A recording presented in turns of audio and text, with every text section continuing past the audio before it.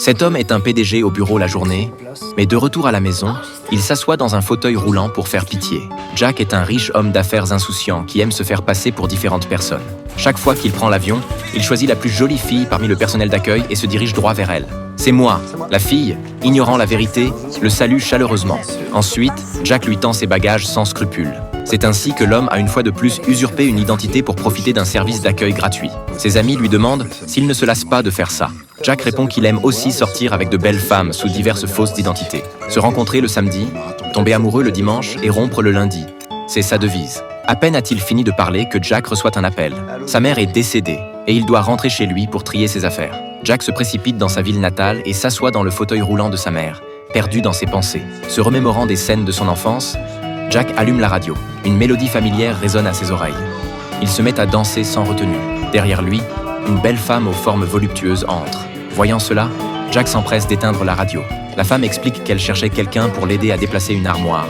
Mais en voyant Jack dans un fauteuil roulant, elle y renonce. Elle précise qu'elle est aide-soignante et que si Jack a besoin d'aide, il peut faire appel à elle à tout moment. C'est alors que Jack réalise qu'Annie le prend pour une personne handicapée. Ce malentendu lui donne une occasion de l'approcher. C'est exactement le jeu de rôle qu'il adore. Les jours suivants, il commence à rendre visite aux voisins dans son fauteuil roulant, cherchant par tous les moyens à entrer en contact avec Annie. Les voisins discutent amicalement avec lui. Lorsqu'ils apprennent que Jack est un riche homme d'affaires dont la fortune s'élève à des millions, ils l'invitent chaleureusement à rendre visite à leurs parents. Jack accepte avec plaisir. Pour ne pas se trahir, il gare sa voiture de sport à 1 kilomètre de là. Une fois tous les préparatifs terminés, il s'installe dans son fauteuil roulant et part. La famille des voisins l'accueille chaleureusement. L'attitude de chacun est amicale et chaleureuse. Jack pense que l'amour est arrivé. Mais à ce moment-là, il aperçoit une autre personne.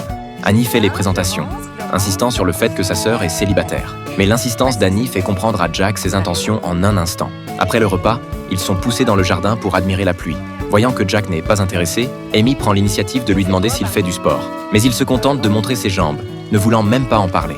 En entendant cela, Amy dit patiemment que les personnes handicapées peuvent faire beaucoup de choses. Elle joue non seulement au tennis, mais aussi du violon, et se produit même dans le monde entier. Jack est stupéfait. Il pensait qu'il n'aurait plus de contact avec Amy. Mais le lendemain, Amy se présente à son bureau. Pour ne pas se trahir, il reste assis à son bureau sans bouger. Puis il s'excuse, disant qu'il ne connaissait pas les intentions de sa sœur et qu'il est vraiment désolé d'avoir arrangé leur rendez-vous de manière présomptueuse. Cette sincérité fait soudainement culpabiliser Jack.